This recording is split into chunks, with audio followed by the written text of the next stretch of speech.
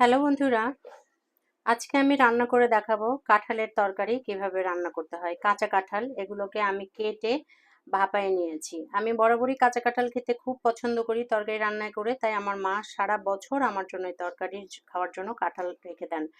তো এই যে বিচিগুলাও আছে, এটা হচ্ছে ভাপায় রাখা, এটা কিন্তু গত বছরের কাঁঠাল। তো আজকে কিভাবে কাঁঠাল রান্না করতে হয় আপনাদের সাথে সেটাই আমি শেয়ার করব। চলুন তবে পুরো প্রস্তুত প্রণালী দেখে আসি। আমি চুলাতে কড়াই বসিয়ে দিলাম। এবার কড়াইটা আমি একটু গরম হতে দিলাম। প্রথমে আমি কড়াইয়ের মধ্যে একটু সরিষার তেল নিয়ে নিলাম পরিমাণ মতো, যে যতটুকু তেল খাই, আমরা যেহেতু একটু অল্পই তেল খাই তাই পরিমাণ মতো তেল দিয়ে দিলাম। তেলটা গরম হলে এর মধ্যে এক এক করে আমি সকল মশলা দিয়ে দেব। এখানে আমি একটু পেঁয়াজ বাটা দিলাম। এবার এর মধ্যে 1.5 চামচের মতো আদা বাটা দিয়ে দিলাম। এবার এর মধ্যে আমি 2 চামচের মতো রসুন বাটা দিয়ে দিলাম। এবার ঝালের জন্য অল্প পরিমাণে আমি কাঁচা মরিচ ব্লেন্ড করা দিলাম। যেহেতু আমরা কাঁচা মরিচের তরকারি খাই তাই কাঁচা মরিচ দিলাম। দিয়ে এটাকে ভালো করে এখন কষিয়ে নিতে হবে।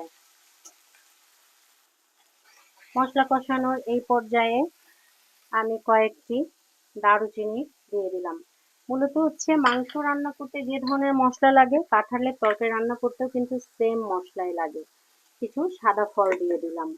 দিয়ে আবার আমি একটু ভালো করে নাড়বো। এখন এক এক করে সব গুঁড়ো মশলা দিয়ে দিব। এটা হচ্ছে ধনিয়ার গুঁড়া। ধনিয়ার গুঁড়া আমি 1.5 চামচ পরিমাণে দিয়ে দিলাম। এবার জিরার গুঁড়া দিব। জিরার গুঁড়া 1 চামচ পরিমাণে দিয়ে দিলাম। আর হচ্ছে হলুদের গুঁড়া, যেহেতু আমার হোমমেড হলুদের গুঁড়া, সব মশলাই কিন্তু আমার হোমমেড দেশি পণ্যের পেস্ট থেকে নেওয়া, তো এগুলা অল্প দিলেই অনেক কালার চলে আসে। এবার আমি অল্প একটু পানি দিয়ে নিব।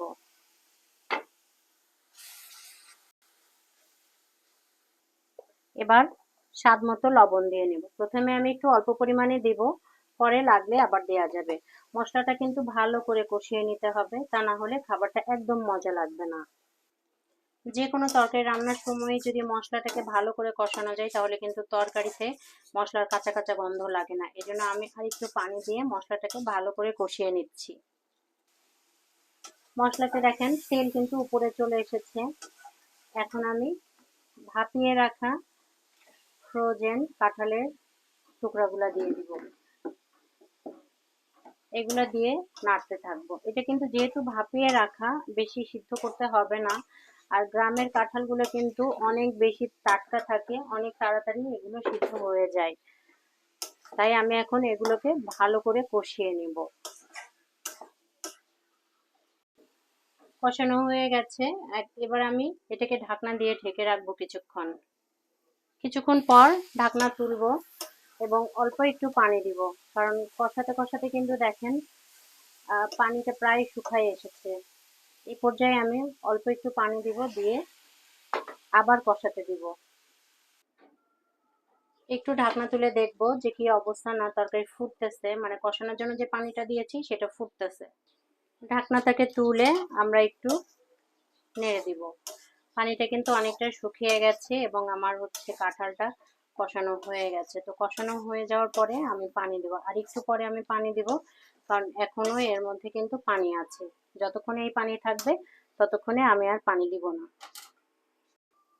এখন ঢাকনা খুলে দেখি কি অবস্থা। দেখেন কষানো কিন্তু হয়ে গেছে, নিচে একদম ঝোল ঝোল কিচ্ছু নাই। মানে এখন ঝোলের জন্য পানি দিয়ে দিতে হবে। তা আমি এখানে 1 কাপ মতো পানি দিয়ে নেব, এটা ভালোভাবে সিদ্ধ হওয়ার জন্য। লবণ ঠিক আছে কিনা এটা দেখার জন্য, তরকারিটা কিন্তু ফুটতেছে, এটা দেখার জন্য এখন আমি লবণ চেক করব।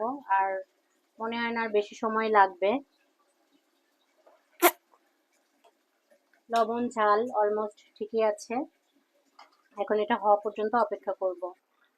এটা কিন্তু এমন ঝোল ঝোল রাখা যাবে না, মানে একটু গামাখা গামাখা হবে, অর্থাৎ এই ঝোলের পরিমাণটা, পানির পরিমাণটা কিন্তু আরো কমবে।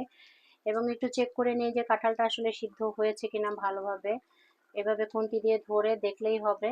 একদম কিন্তু সিদ্ধ হয়ে গেছে। এখন শুধু এই ঝোলটুকু কমাইলেই আমাদের রান্নাটা অলমোস্ট হয়ে যাবে।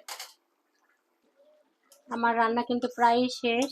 আমি এমনই নামিয়ে রাখবো, কারণ হচ্ছে যে এটা যখন ঠান্ডা হবে তখন কিন্তু এটা আরো জমে যাবে এবং এই হালকা ঝোল ঝোল থাকতে কিন্তু আমরা নামিয়ে নেব। আমি গরম গরম বাটিতে তুলে ফেললাম, এখন আমরা পরিবেশন করব। তো যারা কাঁঠালের তরকারি রান্না করতে চান অবশ্যই এই প্রসেসে রান্না করবেন, অনেক মজা কিন্তু কাঁঠালের তরকারি খেতে। এখন যেহেতু কাঁঠালের সিজন চলে এসেছে, কাঁচা কাঁঠাল আরও কিছুদিন সময় লাগবে খাওয়ার উপযোগী হতে, অবশ্যই আপনারা ট্রাই করবেন। আর আমার পেজটিকে ফলো দিয়ে রাখবেন এবং ইউটিউব থেকে দেখলে সাবস্ক্রাইব করবেন। সবাইকে thank you for watching, by.